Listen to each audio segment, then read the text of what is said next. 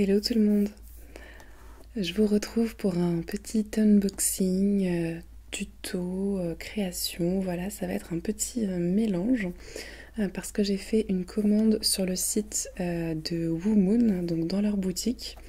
Ça faisait un moment que j'avais pas commandé puisque j'ai leur oracle, je commande leur agenda chaque année depuis sa création.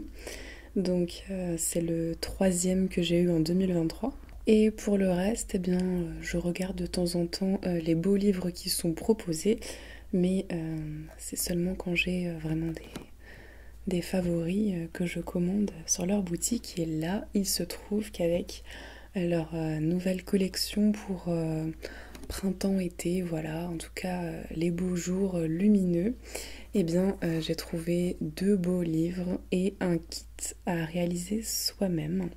Donc je vais vous montrer tout ça d'un peu plus près. Alors en premier, on a le livre Doodling Sacré. Alors il s'agit d'un livre pour apprendre à dessiner des symboles spirituels et créer ces emblèmes magiques. Donc on va pouvoir s'intéresser en fait aux symboles. Là par exemple, on a les runes.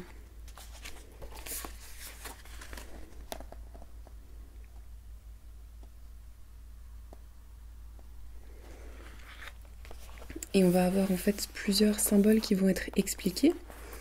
Ensuite, on va pouvoir apprendre à créer nous-mêmes des symboles pour pouvoir, pourquoi pas, inventer sa propre écriture, ses propres messages secrets.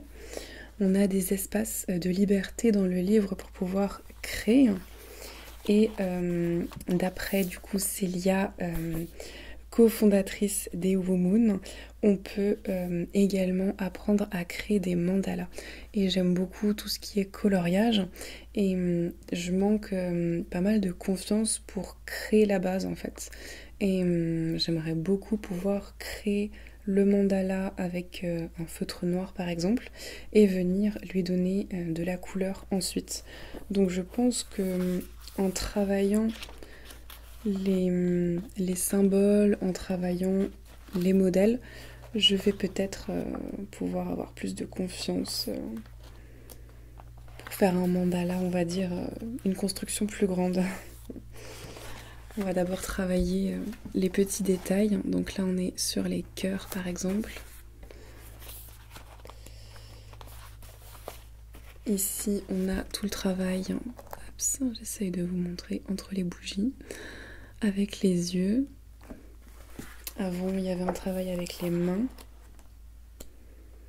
Là, par exemple, on peut apprendre à dessiner un scarabée ou bien une tortue.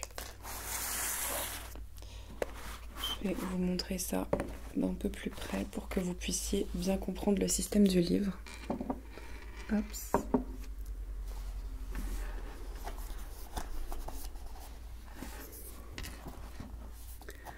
Donc on va avoir vraiment chaque étape qui va être expliquée. Donc on démarre vraiment avec un ovale, puis on va ajouter la tête, une partie de la carapace, et puis à chaque fois on va travailler une étape supplémentaire. Donc c'est un pas à pas qui est vraiment top parce qu'on va avancer en confiance.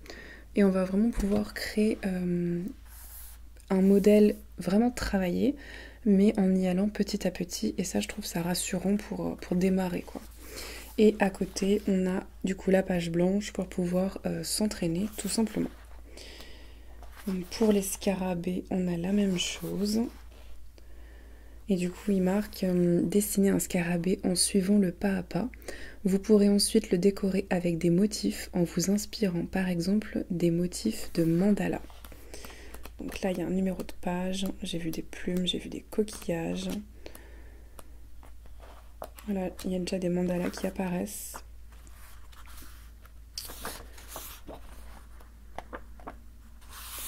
Donc là, déjà, on a une partie sur les mandalas, où ils vont vraiment nous expliquer les mandalas et nous montrer, en fait. Et on va travailler le dessin, apprendre à travailler le dessin par la suite. Donc on va pouvoir le faire en pas à pas, le mandala. Et Ensuite, ils nous mettent un modèle en fait, sur lequel il va falloir repasser tout simplement.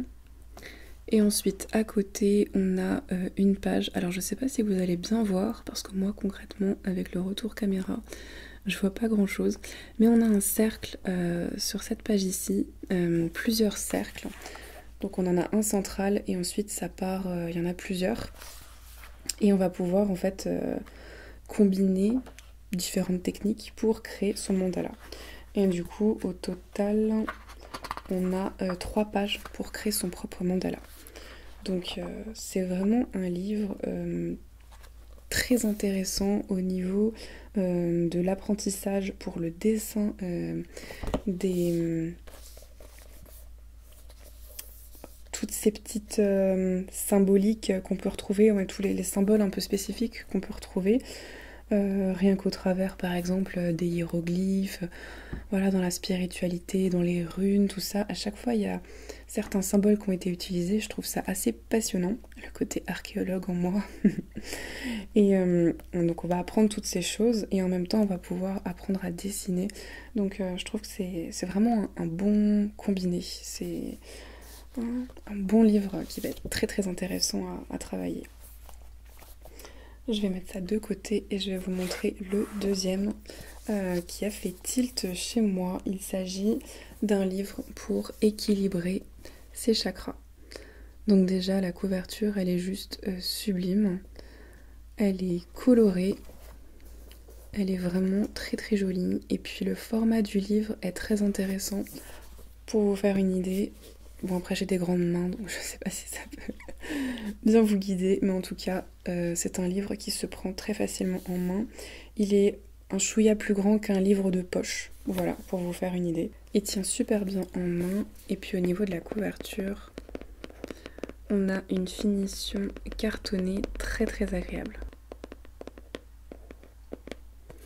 Donc on a une belle couverture cartonnée et ensuite des pages qui vont être colorées, mais les fonds sont pastels et à chaque fois on a quelque chose de plus coloré en dessin par-dessus. Il y a quelques pages qui sont un peu plus colorées que d'autres, mais pour la plupart on a en fait un fond qui va être léger. Par exemple, je vais vous montrer pour le chakra du cœur. On a un fond qui est léger avec tous les dessins colorés par-dessus. Je ne sais pas si c'est le meilleur exemple que je vous ai montré parce que le vert est particulièrement... Mais c'est pour la page, on va dire, principale. Voilà. Après, on a des couleurs beaucoup plus... des teintes beaucoup plus délicates. Alors, je vais vous lire le résumé pour que vous puissiez avoir une idée de tout ce qu'il y a dedans. Alors, on parle vraiment de tous les chakras. Donc, à chaque fois, on a un livre qui est associé au niveau de la couleur.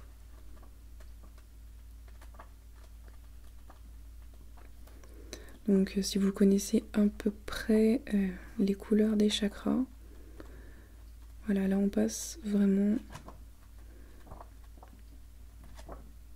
par toutes les couleurs. Alors, un guide pour éveiller votre corps et votre âme et atteindre la clarté émotionnelle, l'énergie et le bien-être maximal. Chacun de vos 7 chakras est associé à des éléments tels que les aliments, les activités équilibrantes, les huiles essentielles, les cristaux, les affirmations positives, les mandalas, les sens, les saisons, les parties du corps et les postures de yoga pour n'en citer que quelques-uns. L'alignement de vos chakras est un acte d'équilibrage délicat. Dans ce livre magnifiquement illustré, Kimberly Parson explique de manière simple et pratique comment appliquer au quotidien les grands principes pour activer et équilibrer vos chakras. Vous découvrirez dans cet ouvrage tous les conseils pour devenir une meilleure version de vous-même et trouver l'harmonie physique et émotionnelle.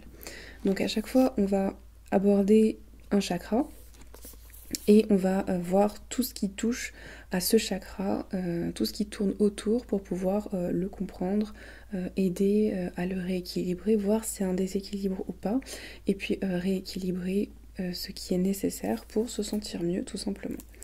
Alors c'est un livre, je pense, qui se lit une première fois en entier.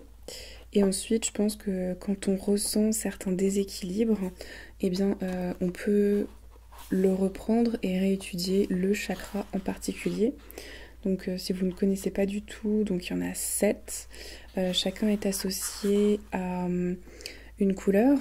Et en général, dans les illustrations qu'on voit, on a une personne qui est assise en tailleur. Et on a les couleurs qui sont marquées sur son corps. Donc, en commençant par le sol, puisqu'on est assis, donc c'est pas quelqu'un de debout où on va dire que le chakra commencerait au niveau des pieds, c'est vraiment quelqu'un d'assis par terre, et le chakra, le premier, la racine, va commencer au niveau tout simplement du bas de la colonne, et on va dire le bas du bassin, oui voilà, le coccyx, ce qui touche le sol, et on aura la couleur rouge, et ensuite on va monter orange, jaune, vert, bleu, et le tout dernier sera vraiment sur le sommet du crâne, et on va travailler comme ça un arc-en-ciel en fait. Et donc ce livre va nous permettre de travailler les chakras au travers des aliments et de tout ce qu'il y a à apprendre de très intéressant, je suppose, puisque je ne suis pas une professionnelle en chakra, loin de là. Et c'est bien pour ça que je vais m'intéresser à ce livre d'un peu plus près. Les illustrations sont vraiment très très jolies. Moi j'ai vraiment flashé sur le chakra du cœur, avec la verdure partout et l'avocat. Peut-être parce qu'on est en été en fait, que je vois de la verdure partout. J'adore les forêts, tout ça. Et puis ce que j'aime bien aussi, c'est que souvent dans les livres où on a des choses à apprendre, on peut être intéressé par le sujet, mais très rapidement il y a trop à lire et on peut vite relire 3 fois la même phrase, voilà, et avoir du mal en fait à rester vraiment sur le livre. Et là en fait, les paragraphes sont vraiment bien espacés. Du coup, on fatigue moins à la lecture. Je trouve ça vraiment agréable à lire, c'est fluide en fait. Ça va être plus simple pour dévorer le livre, tout simplement. Et en dernier, du coup, j'ai pris un kit pour créer son Suncatcher. Donc j'aime beaucoup les Suncatchers, mais je n'avais pas encore trouvé le bon modèle. Et celui-ci m'a fait tilt, peut-être parce qu'il est sous forme de kit et qu'il faut du coup le créer soi-même. Donc le résultat final est un modèle qui me plaît énormément, et savoir que c'est moi qui vais le fabriquer, et c'est encore mieux.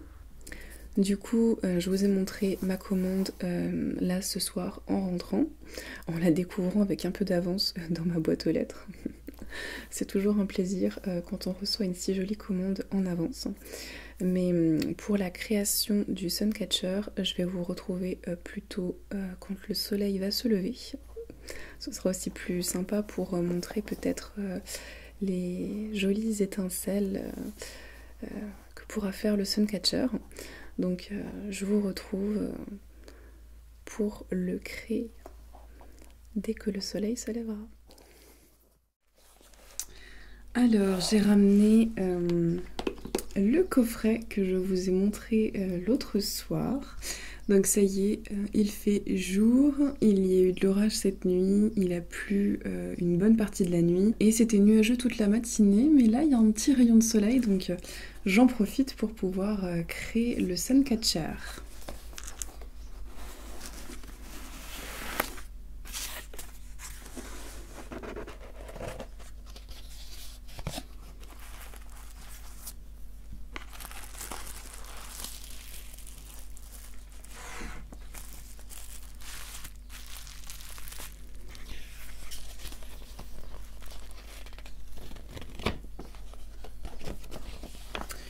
Alors déjà on a une explication, donc la petite notice pour pouvoir fabriquer ce Suncatcher.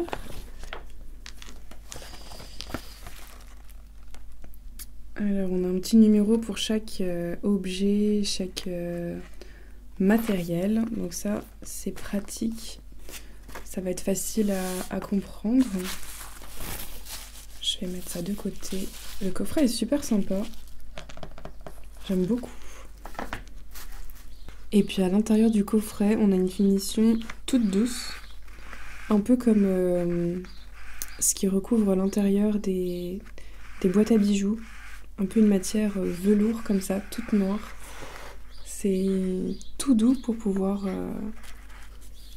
on va dire, porter tout ce petit matériel fragile. C'est vraiment super joli. J'aime beaucoup toutes les petites facettes. Et ils sont vraiment... C'est assez lourd en fait.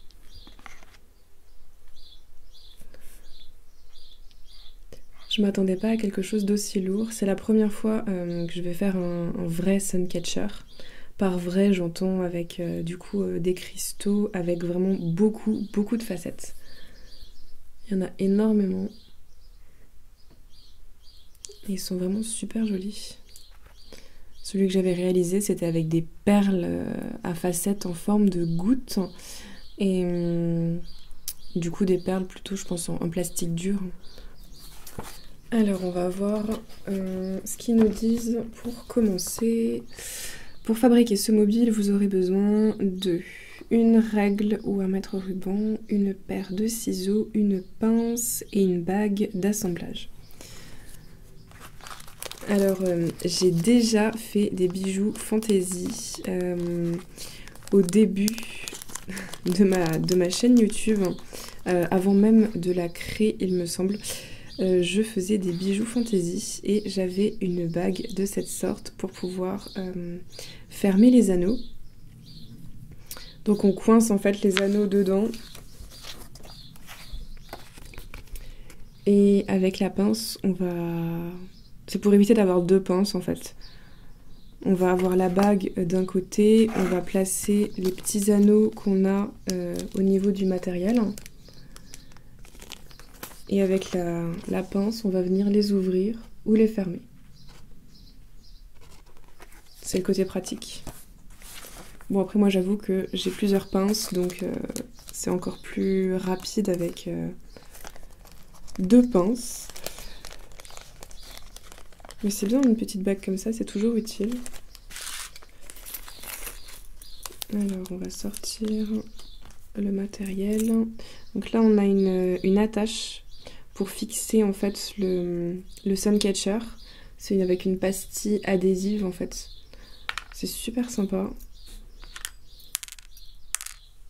Hop, on va mettre les anneaux d'un côté, les breloques d'un autre côté. Et là on a le crochet. Voilà.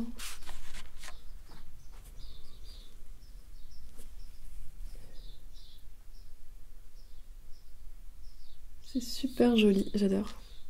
La finition avec la lune et le soleil. Celle-là, je vais les laisser là.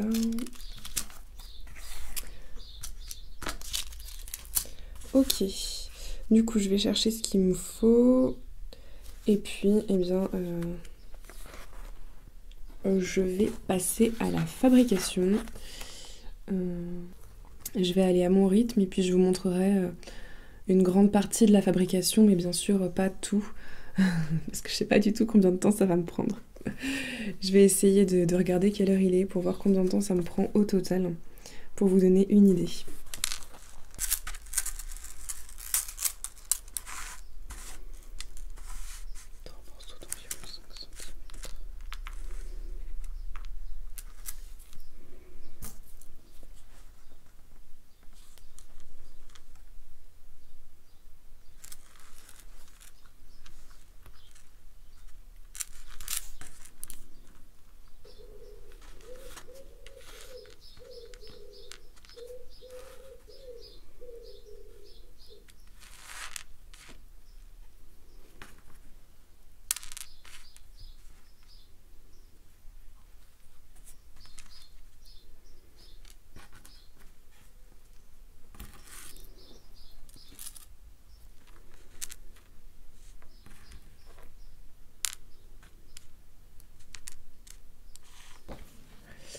Alors, eh bien, j'ai tout placé correctement. J'ai un seul problème, il me manque du matériel. Je suis censée avoir 3 gros anneaux pour pouvoir fixer bien les cristaux.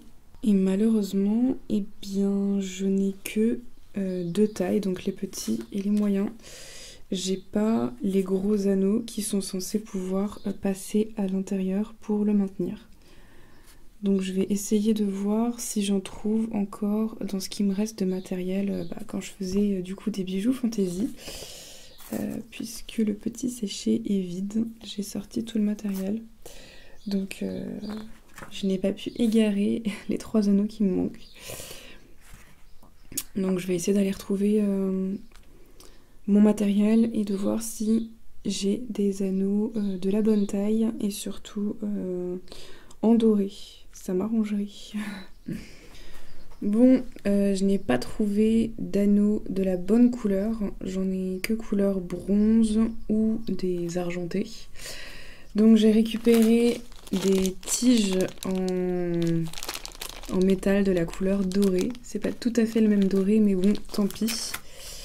Et je l'ai coupé pour essayer d'obtenir un anneau de la bonne taille.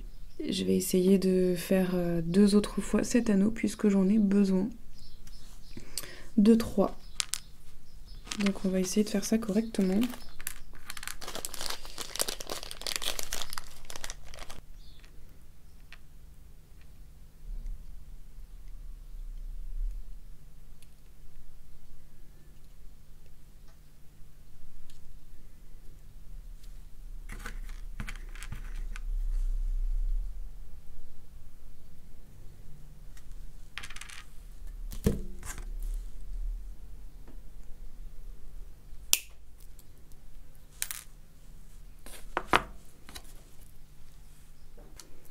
Bon, du coup, voilà mes 3 anneaux. Ils sont pas parfaitement ronds, mais on va dire que ça fera l'affaire. Et surtout, ils font la bonne taille. À peu près. Bon, alors ensuite...